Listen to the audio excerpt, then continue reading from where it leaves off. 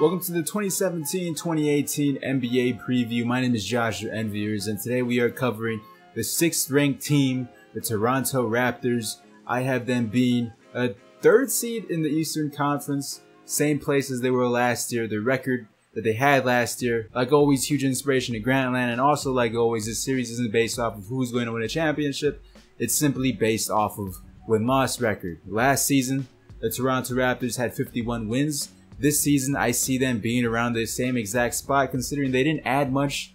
They kind of lost a little bit, but I like this team as a whole. I like the core that the Raptors have. This team is always a great regular season team, but unfortunately, it can never produce in playoffs. They were able to keep guys like Serge Ibaka, and unfortunately, they weren't able to keep PJ Tucker, who brought them defense last year. And now a lot of their young guys are going to have to step up this season that the role players aren't there anymore. The Raptors are always that team people seem to be looking over, but in the regular season, they're a nice team. They win games, and although Dwayne Casey might not be the best coach for the job, he still gets the job done. The players still get the job done, and as long as there's no major health concerns, this team should be right where I have them.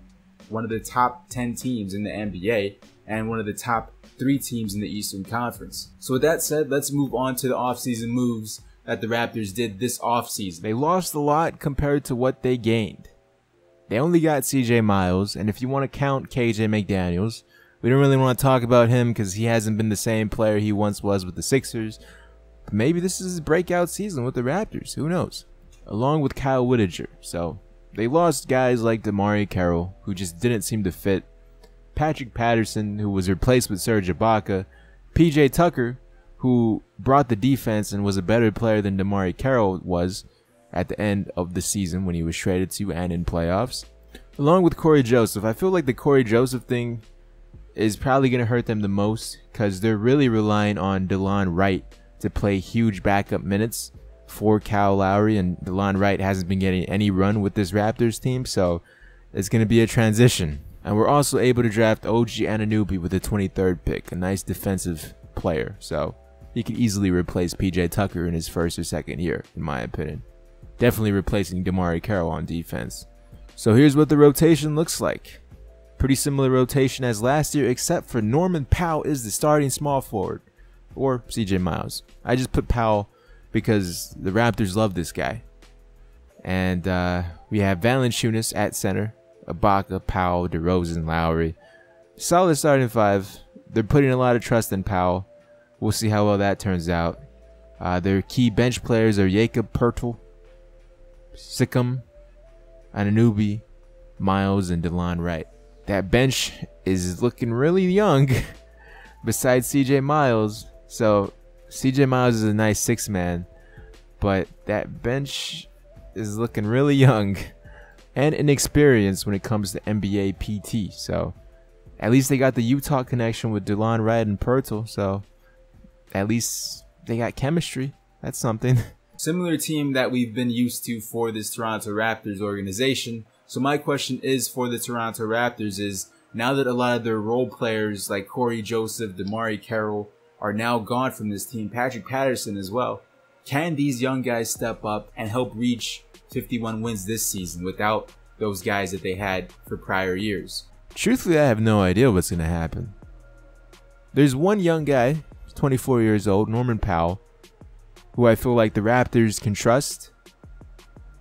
But other than that, I don't know if you could trust DeLon Wright right away. OG Anunoby, Siakam, Poeltl. Is Bruno Caboclo finally supposed to break out and become the Greek freak like they projected him to be? They said, oh, he's the Brazilian Giannis Antetokounmpo. He's going to be a monster. Is this finally the year that Caboclo becomes that said monster? Or we got to wait a few more years until he's in the G League and then he's playing overseas? Is then he's going to become a monster when he's playing overseas? Or is he become a monster when he's playing with this Raptors squad? They're really going to miss Corey Joseph, man. They traded Joseph away for CJ Miles.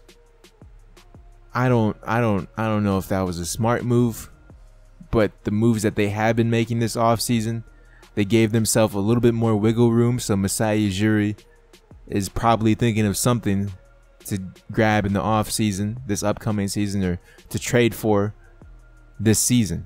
Or he just could be stingy and try not to pay the luxury tax. So hopefully this man still is a mastermind behind the scenes and he's able to pull off something to help this Raptors team improve, because they're good. But you're putting a lot of trust in the young guys, and I'm not sure if you could trust them right away. Let me know in the comment section below. Do you trust the Raptors' young bench compared to last season? Maybe the Raptors know something that I don't, and one of these guys can become a solid rotation player like Norman Powell was his first few seasons with this team. Guess we'll just have to wait and see what happens. So with that said, if you guys enjoyed this video, be sure to leave a like on it. It's greatly appreciated. We're almost done with this series. The top 5 is going to be crazy.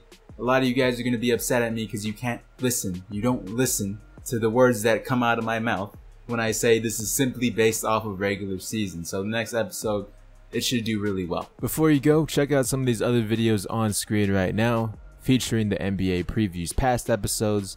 The link is in the description for the NBA preview playlist in case you want to watch the rest of the series, along with my Twitter. Follow me on Twitter @Enviers if you want to chat it up about the preview or anything basketball related. I'll talk to you guys in the next one.